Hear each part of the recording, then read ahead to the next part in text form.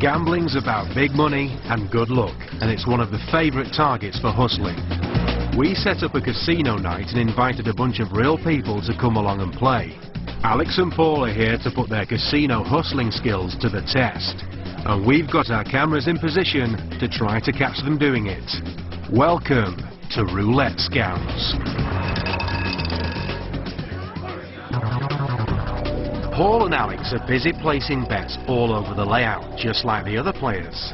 But unlike the other gamblers, the spin of the wheel seems to be on their side, as they win again, and again, and again.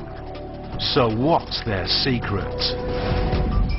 When I was a kid, I asked a gambler, how can you cheat at the game of roulette? And he put it like this: what if you could make a bet after the ball had landed in the wheel? This is the art of past posting. In other words, once you know what the number is, you try and take advantage of that information and get something onto the layout without the dealer noticing. So, here's past posting in operation. There are no bets on the red diamond. But a moment later, an extra chip appears on the winning colour. But how's it done? Now, a roulette table can get quite busy, and usually you'll have one croupier there, and they can be very easily distracted by people chatting to them, or they're cashing up for other people. What I do is I keep a chip hidden underneath my arm here, and I'm also at the same time holding a couple of chips here. I'm looking at the wheel, and I'm looking to see what colour comes down. And depending on what colour, so let's say we've got a red colour coming down, I will actually come in to make a bet. As I come in, of course, the dealer will tell me off and say, well, you're too early or you're too late. Giving my apologies, looking straight at the dealer, I lift my arm up and say, I'm so sorry. But in the action of going forward to place a bet, I've managed to sneak one of my chips right into the right colour. So that chip is going to get paid off. Even close up, one moment nothing, the next, a winning bet for the hustler to collect on. Another popular method of placing your chips on a number after it's landed is, let's say I had my 3 chips here on number 14, and I was slightly unlucky because the number 13 came in. So I'm only one off. Well, just by being a little bit sneaky, I can introduce some cash, ask the dealer to make some change for me, and as I lean forward to give her the money to be very helpful, I just nudge my chips just slightly back on the halfway line. Now, having my chips onto that line means that I get 17 to 1 on my money. That could be a lot of money depending on the value of those chips.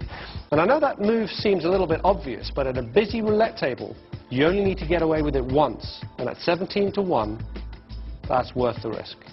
A more advanced move, a past posting move, would go like this. I'm going to make a move on the table. And while I make that move, I'm going to try and get some more chips down on the layout.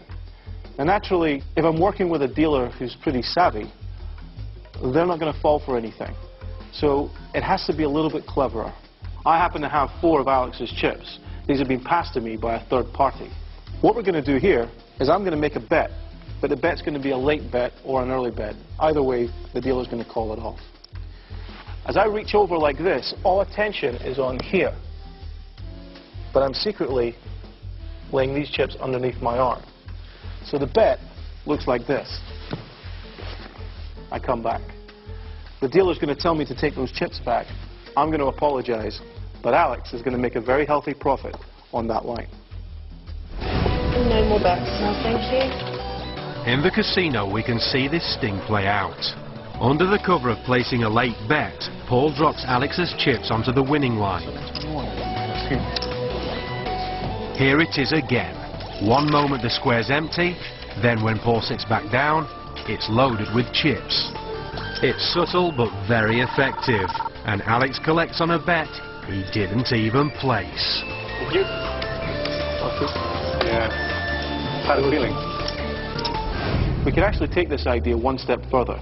If we put a bet down here for Alex and he's going to make a lot of money, if I can get it on a number that hits, we're going to make an awful lot of money. How do we do that? Let's imagine there are some bets down on number 32. We don't happen to have a bet on that number. But I'm ready with 2 of Alex's £100 chips underneath my stack.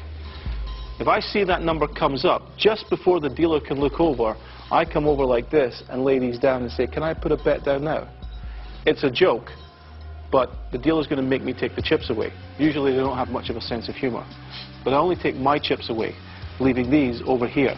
Alex has got £200 on a 35-to-1 number, and he hasn't gone anywhere near it. And this is probably one of the most brilliant pass posting scams that has ever been invented.